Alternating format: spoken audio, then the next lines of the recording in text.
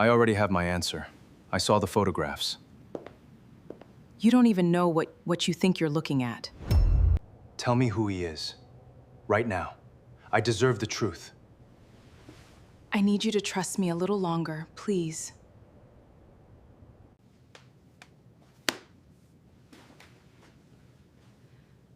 For everything our fathers built. You should have asked what I actually wanted. It was almost 10 o'clock on a rainy Tuesday night in Empire City when Angela Sutton walked into her own living room and realized her marriage was over. The suitcase was already standing by the front door.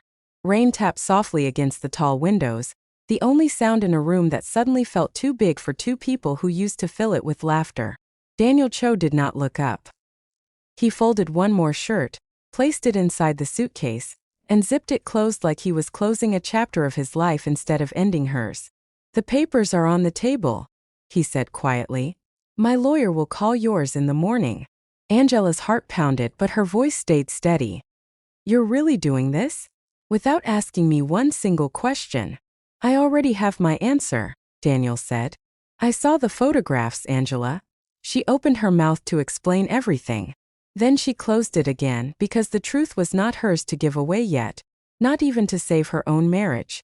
She had promised herself years ago that she would never beg a man to stay. Tonight she intended to keep that promise. She had no idea her 7-year-old son was standing at the top of the stairs, listening to every single word. Before we go any further, if you are watching this story right now, tell me in the comments what city you are watching from tonight. And if you love stories about real love, real strength, and families fighting to stay together, hit that subscribe button, because this story is about to get a lot more emotional. To understand how a marriage this strong nearly broke apart in a single night, we have to go back 3 weeks. Angela Sutton was not born into money. She grew up in a small apartment in Atlanta, raised by a mother who worked 2 jobs after Angela's father walked out when the bills became too heavy to carry. Angela made herself 2 promises that year. She would never depend on anyone completely, and she would never let money or fear break a family the way it broke hers. She became an architect instead, and a brilliant one. Her firm, Sutton Design Studio, had built a name across Empire City for buildings that felt like quiet works of art. One of those buildings was the new glass headquarters of Cho Group, the real estate and investment empire led by the Cho family. That is where she met Daniel Cho.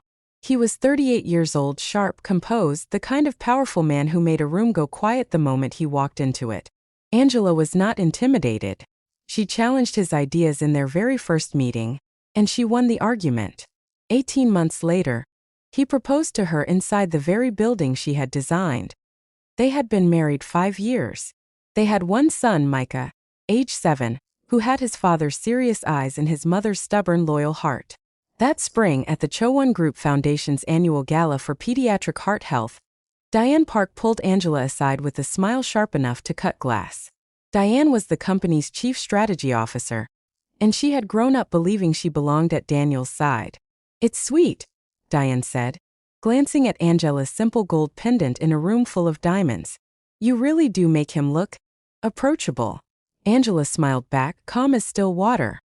"Approachable enough to marry me instead of you, apparently."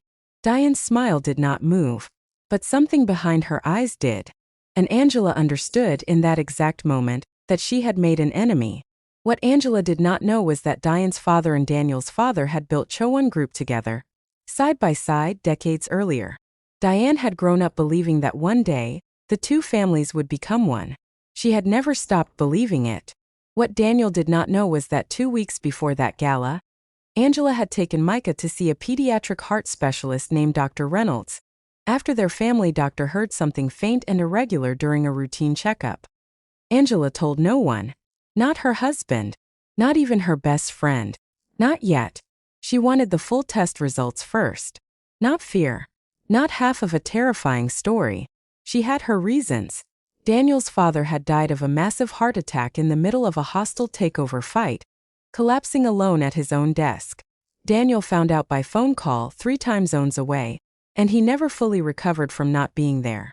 Angela was not going to hand her husband unfinished, frightening news about their son in the middle of the most important month of his career. Not until she knew exactly what they were facing. This story is about to take a turn you will not see coming. If you want to know exactly how far one lie can travel before the truth finally catches up to it, stay with me, and make sure you are subscribed so you do not miss what happens next. Cho Group was 2 weeks away from closing the largest merger in its history, a deal that would double the company's value overnight. The board was nervous. Diane Park was leading the negotiations, and she made certain that everyone in that boardroom knew it. She also made certain that Daniel saw her working late almost every night, standing close, speaking softly about the old days, when their fathers used to joke that their two families would end up as one. Daniel barely noticed her. His mind was on the merger. Increasingly, though, it was also on his wife. Every Tuesday afternoon, without fail, Angela disappeared for hours. She called them client meetings, but they never once appeared on her studio's calendar. She came home tired in a way Daniel had never seen before, and she would not say why. One evening, he found their son's newest drawing taped to the refrigerator. 3 stick figures holding hands, Daniel, Angela, and Micah, and a 4th figure standing beside them wearing a plain white coat.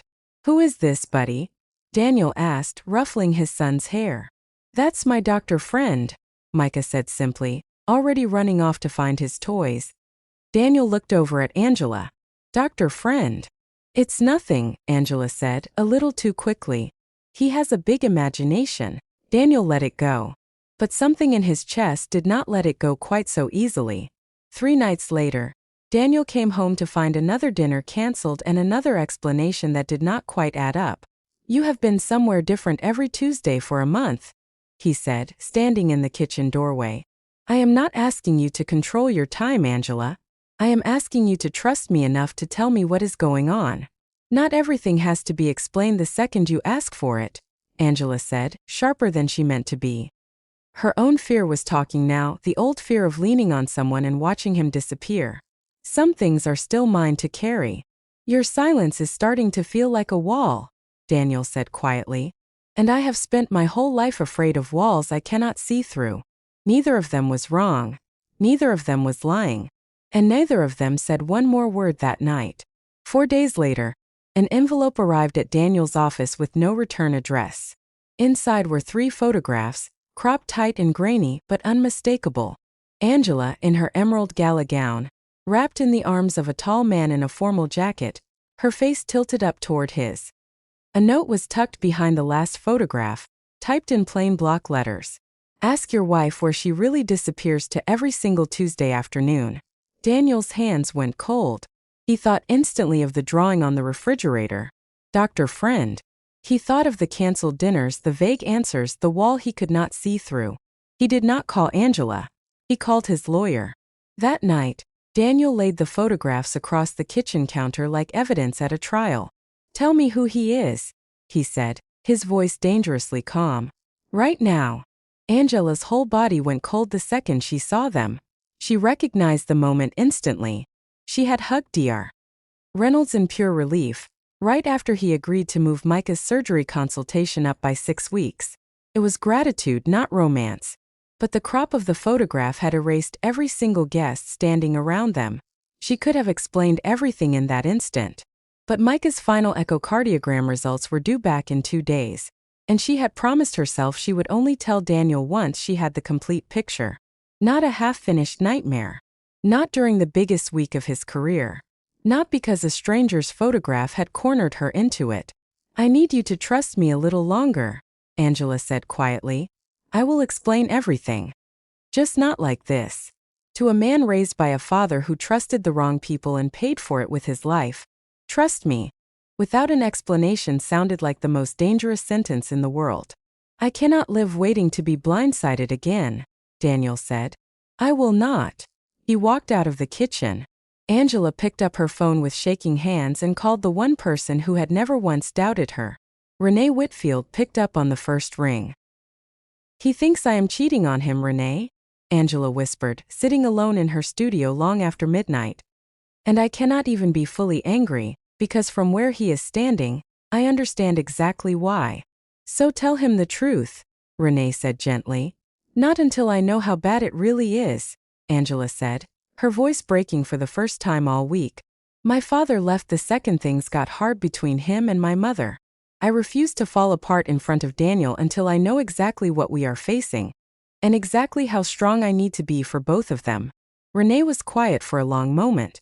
Then she said something that would matter more than either of them understood yet. "Send me those photographs," she said. "Something about this feels staged. I want to see the original." 2 days later, Daniel signed the divorce papers. The merger vote was 5 days away, and Diane had quietly made sure that every board member had accidentally heard about his marriage falling apart. She framed it gently, sympathetically, as a distraction he did not need. "Maybe it is better this way," she told him, refilling his coffee herself. "A clear, focused mind wins mergers. I would never let you down like that." Daniel told himself he was protecting the company. He told himself he was protecting what was left of his own heart. He packed a bag for the executive residence Cho Group kept downtown, and he told Angela he would be gone by the end of the week. He did not know that Micah had heard almost every word, carried straight up through the old vents that ran from the kitchen to a 7-year-old's bedroom. We are only seconds away from the moment that changes everything in this story. If you have made it this far, type the words "his son" in the comments if you already have a feeling about what is coming, and subscribe right now so you never miss an ending like this one. On the morning Daniel carried his suitcase to the front door, Micah came running down the stairs in his pajamas, clutching a folded piece of paper in both hands. "Daddy, wait!" he shouted, breathless. "You cannot leave. You do not even know why Mommy keeps leaving on Tuesdays." Daniel froze, one hand already on the doorknob. "Micah, it is not a secret, boyfriend," Micah said, tears streaking down his face as he shoved the drawing into his father's hands. "It's Dr. Reynolds. He is fixing my heart, Daddy.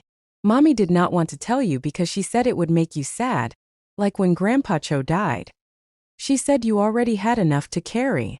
The hallway went completely silent. Daniel looked down at the drawing in his hands. The 4 stick figures. The fourth one in a plain white coat. Drawn weeks before a single photograph ever existed. Angela stood frozen at the top of the stairs, one hand pressed to her mouth. "Micah has a heart condition," she said softly, finally letting the words out into the open air. A murmur that turned out to be more serious than anyone expected. "Surgery is already scheduled for next month. I have every test result, every single appointment upstairs in my desk. I was waiting for the final echocardiogram before I told you, because I refused to hand you a half-finished fear in the middle of the biggest week of your career. I did not want you to lose everything the way we almost lost you, the week your own father died." At that exact moment, Angela's phone rang. It was Renee, and Angela put her on speaker with trembling hands. "I found the photographer who shot the Cho Group Heart Health Gala 3 weeks ago," Renee said, breathless. "The uncropped image is time-stamped and dated, and it shows 14 other guests standing around Angela and Dr. Reynolds at that exact second. I also found the printing order for the doctored version. It came from an internal Cho Group account, Diane Park's account." Daniel's grip tightened around his son's drawing. Every piece fell into place at once. The whispered comments at the gala, the late night standing just a little too close, the constant, gentle suggestions that Angela did not quite belong in his world. He did not raise his voice. He did not need to. He drove straight to Cho Group headquarters and called an emergency meeting with the board, 48 hours before the merger vote. He laid the time-stamped photograph, the doctored print, and the account records on the table in front of every single executive Diane had spent weeks quietly turning against his marriage. "I built my career on my father's belief that trust is the only currency that actually matters," Daniel said. "Diane Park manufactured a lie to break my family and steal a vote she was never entitled to. She is removed from this negotiation, effective immediately." Diane's composure finally cracked. "Daniel, I did this for you. For us. For everything our fathers spent their whole lives building. My father built a company," Daniel said quietly. "He never once asked me to sacrifice my family for it. You should have asked me what I actually wanted, instead of quietly deciding for me." Security walked her out of the building. The merger closed 5 days later, without her name anywhere near it. Daniel drove home that same afternoon and unpacked his suitcase in the front hallway, one shirt at a time, in full view of his wife and his son. He knelt down in front of Micah first. "You were the bravest person in this entire house," he said, his voice thick. "You did what your mom and I both should have done from the very beginning. You told the truth." Then he turned to Angela. "I am sorry I chose to believe a photograph over 7 years of actually knowing you," he said. "I am sorry I let my own fear turn your silence into guilt in my mind. You were carrying this alone to protect me, and I repaid you by walking straight toward the door." Angela's eyes filled, but her voice stayed steady, the way it always had. "I should have trusted you enough to let you carry it beside me," she said. "I kept trying so hard to be strong enough for both of us. I forgot that a real partner does not need you to be strong all alone." He pulled her into his arms, and for the first time in 3 long weeks, she finally let herself lean into him completely. Micah's heart surgery went perfectly 1 month later. Daniel was in that waiting room for every single minute of it, refusing every meeting and every phone call, holding Angela's hand in one of his, and his son's folded drawing in his jacket pocket. When Micah finally opened his eyes in the recovery room, the first thing he saw was both of his parents standing together, side by side, exactly where they belonged. Some marriages do not break because love disappears. They almost break because 2 people who love each other stop trusting one another with the whole truth. Angela protected her family with silence. Daniel protected his own heart with distance. It took the honesty of a 7-year-old boy to remind both of them that real love was never about carrying everything alone. It was always about finally letting someone carry it with you. If this story moved you tonight, that is exactly why we tell them here on Empire City Romance Stories. If you believe love like this is worth fighting for, hit that subscribe button right now, tap the notification bell so you never miss the next story, and tell me in the comments, would you have told Daniel the truth sooner? Or would you have done exactly what Angela did? I read every single comment, so do not be shy. Thank you for watching all the way to the end. We will see you inside the next story.